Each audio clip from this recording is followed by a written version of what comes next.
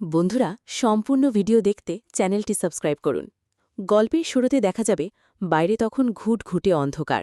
মেঘলা আকাশের বুকে চাঁদের আলো আজ যেন একেবারে ম্লান হয়ে গেছে। এক অদ্ভুত নীরবতা গ্রাস করেছে পুরো বাড়িটাকে। কিন্তু এই নীরবতার আড়ালেই যে একটা ঝড় ধেয়ে আসছে, তা বাড়ির কেউই তখনও টের পায়নি। বিষ্টুদার ঘরের দরজাটা আধভোজা ছিল। ঘরের ভেতর হালকা একটা হলুদ আলো জ্বলছে। টেবিলের ওপর সাজানো রয়েছে কাঁচের গ্লাস আর মদের বোতল। সেখানে বসে মদ্যপ অবস্থায় বুঁদ হয়ে আছে দুজন মানুষ, সূর্য আর জুলাইকান্ত। জুলাইকান্তের চোখের চাউনি আজ অন্যরকম। মদের নেশায় সে যেন নিজের হুঁশ হারিয়ে ফেলেছে। সূর্য তার সাথে তাল মিলিয়ে গ্লাসে চুমুক দিচ্ছে। দুজনে মিলে এক অদ্ভুত ষড়যন্ত্র আর নেশার ঘোরে মেতে উঠেছে। ঠিক সেই মুহূর্তে চোরের মতো নিঃশব্দ পায়ে সেই ঘরের দরজার সামনে এসে দাঁড়ায় তিয়াস। তিয়াসের বুকে তখন ঢিপঢিপানি। সে শুধু দেখতে চেয়েছিল এই বন্ধ ঘরের ভেতর এত রাতে কি চলছে। তিয়াস আলতো করে দরজার ফাঁক দিয়ে ভেতরে তাকাতেই ঘরের ভেতরের পরিবেশটা দেখে তার চোখ ছানা বড়া হয়ে যায়। কিন্তু তিয়াস যতক্ষণে নিজেকে সামলে নেবে ততক্ষণে বড্ড দেরি হয়ে গেছে। নেশাগ্রস্ত চোখেও জুলাইকান্তের তীক্ষ্ণ দৃষ্টি গিয়ে পড়ে দরজায় সেই ফাঁকটায়। জুলাইকান্তের মনে হল সে জানে চেনা কোনো অবয়ব দেখতে পেয়েছে। তার অবশ হয়ে আসা মস্তিষ্কে আচমকাই একটা বিদ্যুৎ খেলে গেল। সে সোজা হয়ে বসে সূর্যের দিকে তাকিয়ে চিৎকার করে উঠল। জুলাইকান্ত বলল, সূর্য, দেখ দেখ, ওখানে কে দাঁড়িয়ে আছে? ওটা তো আমার মেয়ে। আমি নিজের চোখে দেখেছি, তিয়াস ওখানে দাঁড়িয়েছিল। জুলাইকান্তের কথা শুনে তিয়াস চমকে উঠল। সে আর এক মুহূর্তও সেখানে দাঁড়িয়ে থাকার সাহস পেল না। বুক ভরা ভয় আর আতঙ্ক নিয়ে সে দ্রুত পাশের একটা অন্ধকার কোণে গিয়ে লুকিয়ে পড়ল। তার হৃৎস্পন্দন তখন এতটাই তীব্র ছিল যে মনে হচ্ছিল বুক ফেটে যাবে। এদিকে ঘরের ভেতরে সূর্য জুলাইকান্তের এই আকস্মিক চিৎকারে বিরক্ত হল। সে মদের গ্লাসটা টেবিলে নামিয়ে রেখে একটা দীর্ঘশ্বাস ফেলল। জুলাইকান্তকে শান্ত করার জন্য সূর্য কিছুটা ধমকের সুরে আবার কিছুটা বুঝিয়ে বলল, আরে জুলাইকান্ত, তুমি একদম পাগল হয়ে গেছ। মদের নেশা তোমার মাথায় চড়ে বসেছে। তুমি সম্পূর্ণ ভুল দেখেছ। ওটা তোমার মনের ভুল ছাড়া আর কিছুই নয়। আরে ভাই, একটু ঠান্ডা মাথায় চিন্তা করে দেখো, ও এখানে তোমার মেয়ে তিয়াস কোত্থেকে আসবে? এটা তো আমার বাড়ি, বিষ্টু তার ঘর। এখানে তোমার মেয়ের আসার কোনো প্রশ্নই ওঠে না। অযথা ভয় পাচ্ছ। নাও, গ্লাসে আরেকটু চুমুক দাও, সব ঠিক হয়ে যাবে। সূর্যের এই আশ্বাসে জুলাইকান্ত কিছুটা থিতু হলেও তার মনের ভেতরের সন্দেহটা পুরোপুরি দূর হল না। সে বিড়বিড় করতে করতে আবার গ্লাসে হাত দিল। ওদিকে অন্ধকারের আড়ালে লুকিয়ে থেকে তিয়াস ঘরের ভেতরের প্রতিটা কথা, প্রতিটা নড়াচড়া খুব স্পষ্ট শুনতে পাচ্ছিল। তার চোখ দিয়ে তখন জল গড়িয়ে পড়ছে। সে বুঝতে পারছিল যে এখানে একটা বড় রকমের অন্যায় আর নোংরা খেলা চলছে। তিয়াস সেখান থেকে নড়ল না, বরং লুকিয়ে থেকেই সে ঘরের ভেতরের সমস্ত দৃশ্য এবং তাদের কথোপকথন এক নাগারে দেখতে আর শুনতে লাগল। সে নিজেকে শক্ত করল, কারণ তাকে এই সত্যটা সবার সামনে আনতেই হবে। ঠিক এই সময় বাড়ির অন্য প্রান্ত দিয়ে যাচ্ছিল সোহাগ। সোহাগের চোখ এড়ায়নি তিয়াসের এই লুকিয়ে থাকা আর বিষ্টুদার ঘরের এই রহস্যময় পরিবেশ। ঘরের ভেতরের মদের বোতল আর সূর্যের এই অনাকাঙ্ক্ষিত উপস্থিতি দেখে সোহাগের মেরুদণ্ড দিয়ে একটা ঠান্ডা স্রোত বয়ে গেল। সে বুঝতে পারল যে এই পরিস্থিতি যদি এখনই সামাল দেওয়া না যায় তবে এই বাড়ির সম্মান ধুলোয় মিশে যাবে। সোহাগ আর এক মুহূর্তও সময় নষ্ট না করে সোজা চলে গেল বড়কর্তা ইন্দ্রদার ঘরের দিকে। তখন ইন্দ্রদা নিজের ঘরে অত্যন্ত গম্ভীর হয়ে বসেছিলেন। তার সামনে বসেছিলেন অফিসের এক গুরুত্বপূর্ণ ক্লায়েন্ট বা কোম্পানির বিশেষ কাজের লোক। ইন্দ্রদা তখন অত্যন্ত মনোযোগ দিয়ে সেই লোকটির সাথে কোম্পানির বড় একটা চুক্তি এবং ব্যবসার ভবিষ্যৎ নিয়ে জরুরি কথা বলছিলেন। সোহাগ দরজার বাইরে এসে কিছুক্ষণ অপেক্ষা করল। সে ইন্দ্রদার কাজের মধ্যে বাধা দিতে চাইল না, কিন্তু তার ভেতরের উত্তেজনা আর ভয় তাকে স্থির থাকতে দিচ্ছিল না। কিছুক্ষণ পর আলোচনা শেষ করে সেই বাইরের লোকটি যখন আসন ছেড়ে উঠে দাঁড়াল এবং ইন্দ্রদাকে বিদায় জানিয়ে ঘর থেকে বেরিয়ে চলে গেল, ঠিক সেই সময়ই সোহাগ আর নিজেকে ধরে রাখতে পারল না। সে দ্রুত ঘরের ভেতরে ঢুকে পড়ল। সোহাগের মুখের ফ্যাকাশে ভাব আর অস্থিরতা দেখে ইন্দ্রদা কিছুটা অবাক হলেন। তিনি ভুরু কুঁচকে তাকালেন। সোহাগ ইন্দ্রদার ঠিক সামনে গিয়ে দাঁড়াল। তার গলা শুকিয়ে আসছিল। সে অত্যন্ত মৃদু অথচ কাঁপা কাঁপা গলায় বলল, বড়কর্তা, একটা সর্বনাশ হয়ে গেছে। সেখানে ওই বিষ্টুদার ঘরে সূর্য স্যার। এইটুকু বলেই সোহাগ একটু থামল। ইন্দ্রদা সোজা হয়ে বসলেন এবং তার দৃষ্টি আরও কঠোর হয়ে উঠল। তিনি বললেন, কি হয়েছে সোহাগ? পরিষ্কার করে বলো। সূর্য আবার কি করেছে? সোহাগ তখন আর কোনো কিছু গোপন না করে বিষ্টুদার ঘরে সূর্য আর জুলাইকান্তের মদ্যপান করা, জুলাইকান্তের মাতলামি এবং সেখানে তিয়াসের লুকিয়ে থাকার সমস্ত ঘটনা একেবারে খুলে বলল। সোহাগের মুখে সূর্যের এই চূড়ান্ত দায়িত্বজ্ঞানহীনতা আর অন্যায়ের কথা শুনে ইন্দ্রদার কপালে চিন্তার ভাঁজ পড়ল। তার চোখ মুখ রাগে লাল হয়ে উঠল। নিজের ছেলের এই অধঃপতন তিনি আর সহ্য করতে পারছিলেন না। তিনি সোজা উঠে দাঁড়ালেন। ঘরের থমথমে পরিবেশ যেন আরও ভারী হয়ে উঠল। ইন্দ্রদা গর্জে উঠে সোহাগকে জিজ্ঞেস করলেন, এই সমস্ত কিছুর মধ্যে তিয়াস কোথায়? তিয়াস এখন কোথায় আছে? সোহাগ আমতা আমতা করে বলল যে সে শেষবার তিয়াসকে বিষ্টুদার ঘরের ওদিকেই দেখেছিল, কিন্তু এখন সে ঠিক কোথায় আছে তা সে জানে না। ইন্দ্রদা তখন আর দেরি না করে ঘর থেকে বেরিয়ে এলেন এবং চিৎকার করে বিষ্টুদাকে ডাকতে বললেন। বড়কর্তার গম্ভীর আওয়াজ শুনে বিষ্টুদা হন্তধন্ত হয়ে হাত কোচলাতে কোচলাতে সেখানে হাজির হল। বিষ্টুদার মুখে এক অদ্ভুত ভীতি আর অস্বস্তি। ইন্দ্রদা বিষ্টুদার দিকে তীব্র দৃষ্টিতে তাকিয়ে জিজ্ঞেস করলেন, তিয়াস কোথায় বিষ্টু? তিয়াসকে কি তুমি দেখেছ? ওই মুহূর্তে কোথায় আছে? বিষ্টুদা এই আকস্মিক প্রশ্নে একেবারে ঘাবড়ে গেল। সে দুই হাত জোড় করে অত্যন্ত নিরপরাধ একটা মুখভঙ্গি করে বলতে লাগল, বড়কর্তা, আমি তো কিছু জানি না। আমি সত্যিই জানি না তিয়াস কোথায় আছে। আমি তো এতক্ষণ ওদিকে ছিলাম না। তিয়াস রান্নাঘরে রাতের রান্নার জন্য সবজি বসিয়েছিল। আমি দূর থেকে গন্ধ পেলাম যে সবজিটা পুড়ে যাচ্ছিল। পোড়া গন্ধ পেয়ে আমি দৌড়ে রান্নাঘরে যাই এবং দেখি সেখানে কেউ নেই, অথচ গ্যাসটা জ্বলছে। সবজিটা যাতে পুরোপুরি পুড়ে খাক না হয়ে যায় তাই আমি এসে গ্যাসটা বন্ধ করে দিই, কিন্তু তিয়াস যে কোথায় গেল তা আমি সত্যিই বলতে পারবো না বড়কর্তা। আমি কিচ্ছু জানি না। বিষ্টুদার এই কথা শুনে ইন্দ্রদার ধৈর্যের বাঁধ ভেঙে গেল। তিনি বুঝলেন যে বিষ্টুদার কাছ থেকে আর কোনো সদুত্তর পাওয়া যাবে না এবং তিয়াস নিশ্চয়ই কোনো বড় বিপদে পড়েছে অথবা কোনো সত্যের মুখোমুখি হয়েছে। ইন্দ্রদা হাত তুলে বিষ্টুদাকে থামিয়ে দিলেন এবং অত্যন্ত কঠোর আর দৃঢ় গলায় বললেন, আচ্ছা ঠিক আছে, তিয়াসকে আর এখন খুঁজতে হবে না। আমরা নিজেই বিষ্টুর রুমে যাচ্ছি, দেখি সেখানে কি লীলা খেলা চলছে। এই বলে ইন্দ্রদা দ্রুত পায়ে বিষ্টুদার ঘরের দিকে রওনা হলেন। তার পেছনে পেছনে উদ্বিগ্ন মুখে সোহাগ এবং অপরাধীর মতো মুখ করে বিষ্টুদাও হাঁটতে লাগল। যখন তারা সবাই মিলে বিষ্টুদার ঘরের দরজার সামনে পৌঁছলেন তখনও ঘরের ভেতরের মাতলামি থামেনি। ইন্দ্রদা দরজা একটা ধাক্কা দিয়ে ঘরের ভেতরে প্রবেশ করলেন। ঘরের ভেতরের দৃশ্য দেখে ইন্দ্রদার ভেতরের রাগ যেন সীমা লঙ্ঘন করল।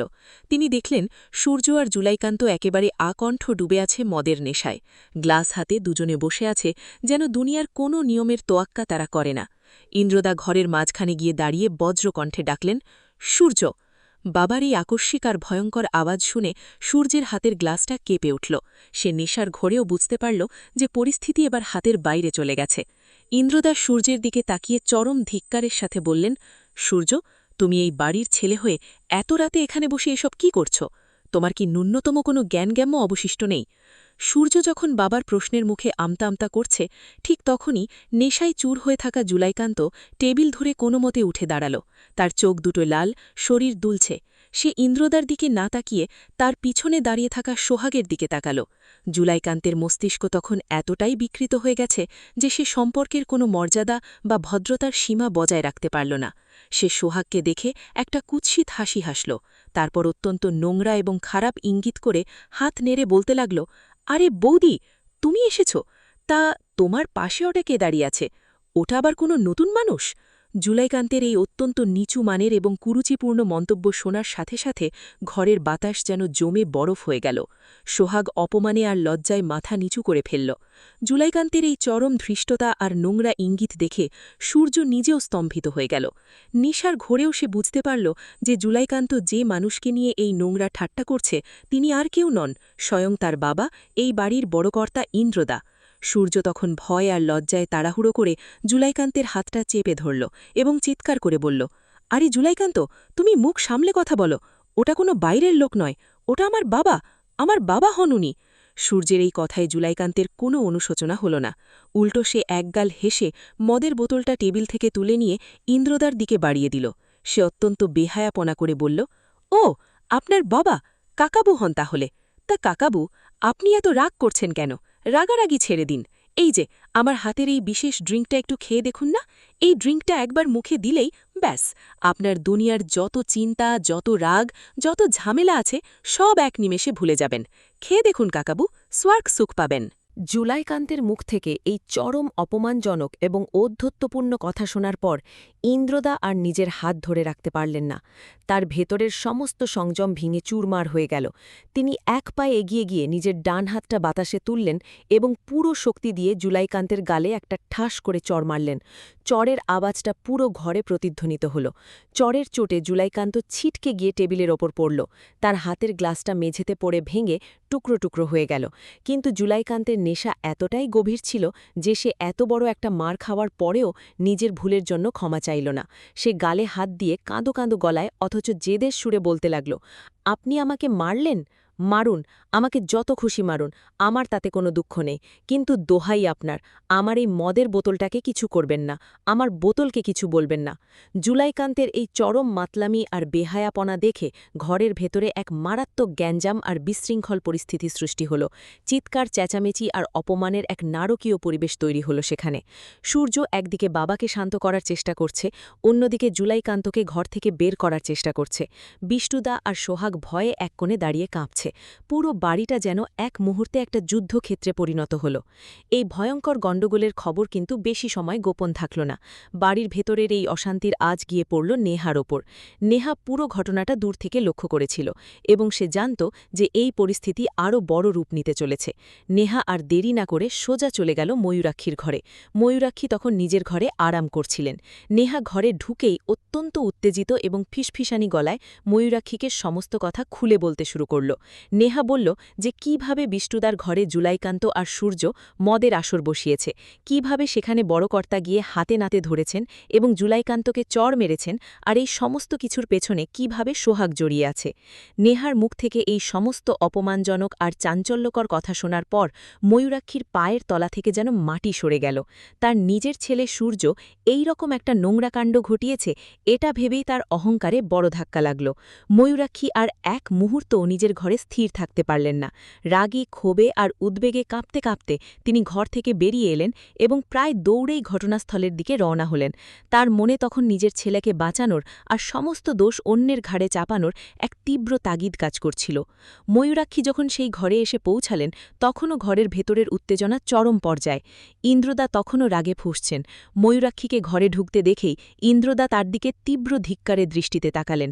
তিনি ময়ূরাক্ষীকে উদ্দেশ্য করে অত্যন্ত গম্ভীর এবং ক্ষুব্ধ গলায় বললেন, দেখো ময়ূরাক্ষী, চেয়ে দেখো তোমার গুণধর ছেলে এখানে বসে কি কীর্তি করছে। তোমার ছেলে এই বাড়ির মান সম্মান সব ধুলোয় মিশিয়ে দিচ্ছে। এত বড় একটা অন্যায় সে নিজের চোখে দাঁড়িয়ে প্রশ্রয় দিচ্ছে। ইন্দ্রদার এই সরাসরি আক্রমণের মুখে ময়ূরাক্ষী কিন্তু নিজের ছেলের ভুল স্বীকার করলেন না। নিজের অন্ধ পুত্রস্নেহ আর অহংকার তাকে অন্ধ করে দিয়েছিল। তিনি অত্যন্ত চড়া গলায় মুখ বাঁকিয়ে ইন্দ্রদাকে জবাব দিলেন, আমার ছেলের কোনো দোষ নেই। দোষ যদি দিতে হয় তবে অন্য কাউকে দাও। ছোট লোকেদের সাথে থাকলে, ছোট লোকেদের সাথে মেলামেশা করলে তোমার ছেলেও তো তাদের মতোই ব্যবহার করবে, এটাই তো স্বাভাবিক। এই যে ঘরের ভেতরে এত অশান্তি, এত নোংরামি, এই সমস্ত কিছুর মূল দোষী হল ওই সোহাগ। এই সমস্ত দোষ সোহাগের। ময়ূরাক্ষী অত্যন্ত অন্যায়ভাবে নিজের আঙুলটা সোহাগের দিকে তুললেন, যেন সোহাগই এই সমস্ত মদ্যপান আর মাতলামির জন্য দায়ী। ময়ূরাক্ষী মুখ থেকে এই চরম অন্যায় আর মিথ্যে অভিযোগ শুনে ইন্দ্রদা আর চুপ থাকতে পারলেন না। তার নিজের স্ত্রীর এই রকম মানসিকতা দেখে তিনি চরম স্তম্ভিত এবং লজ্জিত হলেন। তিনি ময়ূরাক্ষীর দিকে এগিয়ে গিয়ে গর্জে উঠলেন। ইন্দ্রদা বললেন, ময়ূরাক্ষী, তুমি তোমার মুখটা বন্ধ করো। তুমি কোন সাহসে সব দোষ সোহাগের উপর চাপাচ্ছ? সোহাগকে এই বাড়িতে কেন দোষ দিচ্ছ তুমি? সোহাগকে তো জোর করে বা দয়া করে এই বাড়িতে আনা হয়নি। সোহাগকে তো বিয়ে করে সসম্মানে এই বাড়িতে আনেছে তোমার নিজের ছেলেই। তোমার ছেলে যখন অন্যায় করবে তখন তুমি নিজের ছেলের পিঠ বাঁচানোর জন্য একটা নিরপরাধ মেয়ের ওপর দোষ চাপাবে? তা আমি বেঁচে থাকতে কখনো হতে দেব না। ইন্দ্রদার এই কড়া জবাবে ময়ূরাক্ষী সাময়িকভাবে দমে গেলেন বটে, কিন্তু তার ভেতরের রাগ আর হিংসা কমল না। ওদিকে ঘরের এই চরম বিশৃঙ্খলা আর মারামারির সুযোগ নিয়ে জুলাইকান্ত বুঝতে পারল যে এখানে আর এক মুহূর্ত থাকা মানেই নিজের বিপদ ডেকে আনা। সে অত্যন্ত চতুরতার সাথে দেয়াল ঘেঁষে ঘেঁষে ঘর থেকে পালানোর চেষ্টা করছিল। সে যখন প্রায় দরজার কাছাকাছি পৌঁছে গেছে এবং ভাবছে যে সে এবার পার পেয়ে যাবে, ঠিক তখনই সেখানে এসে দাঁড়ায় সার্থক।